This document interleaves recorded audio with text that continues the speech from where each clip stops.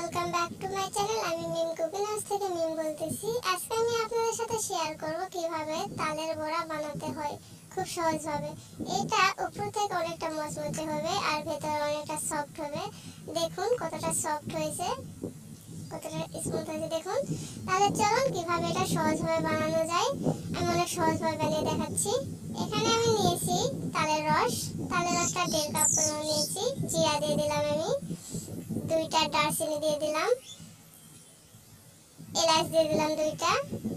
এগুলো দিলে খুব ভালো ঘ্রাণ আসে। আমি 1 কাপ চালের গুঁড়া দিয়ে দিলাম। ভালোভাবে আমি মেখে নিচ্ছি সবগুলো।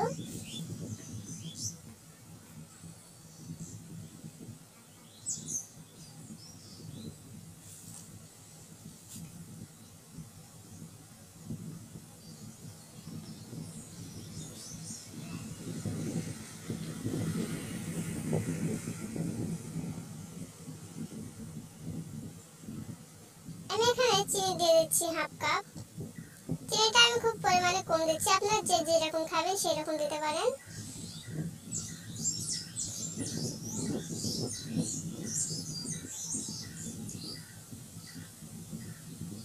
ভালোভাবে মেখে নিচ্ছি।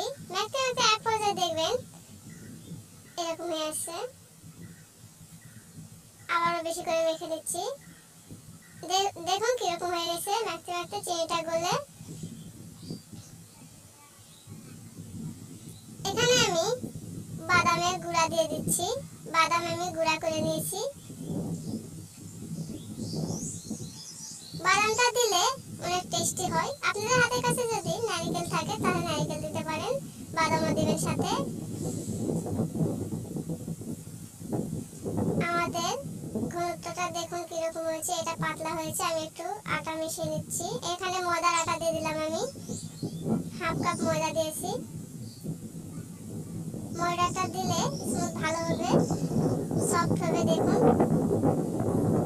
কিরকম হয়েছে, দেখুন ঘনত্ব।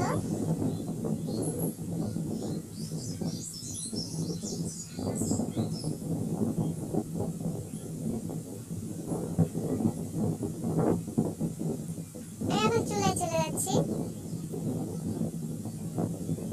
তেল দিয়ে দিচ্ছি পরিমাণ মতো।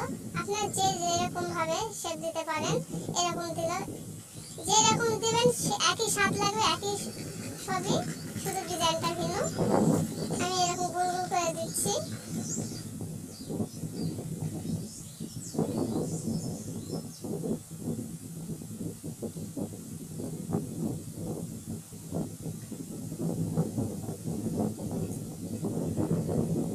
তেলে ভাজা পিঠা দেখুন কতটা সুস্বাদু। আপনারা একবার বানিয়ে ট্রাই করবেন কতটা সুস্বাদু হয়,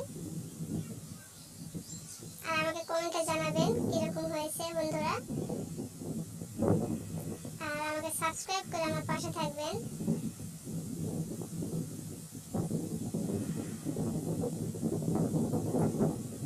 দেখুন একদিকে হয়ে গেছে, আমি আরেকদিকে উল্টে দিচ্ছি। আর এই বড়ার শেপটা একটু ছোট পরিমাণে দিবেন, যার পরে ফুলে ওঠে এটা অনেকটা পরিমাণে।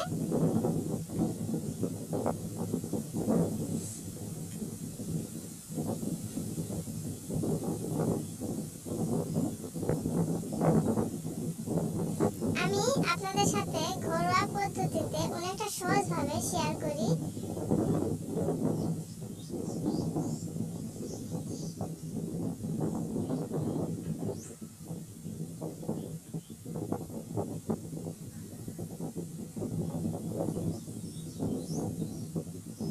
দেখুন কালারটা কত সুন্দর চেঞ্জ এসেছে। আমি সবগুলো এখন তুলে নিচ্ছি।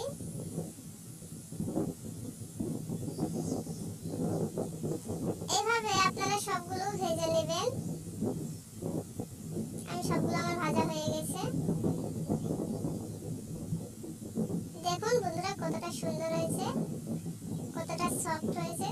দেখুন আমার রান্নার ভিডিও যদি আপনাদের কাছে ভালো লেগে থাকে তাহলে লাইক কমেন্ট শেয়ার করবেন আর সাবস্ক্রাইব করে আমার পাশে থাকবেন বন্ধুরা। দেখুন কতটা সুন্দর হয়েছে।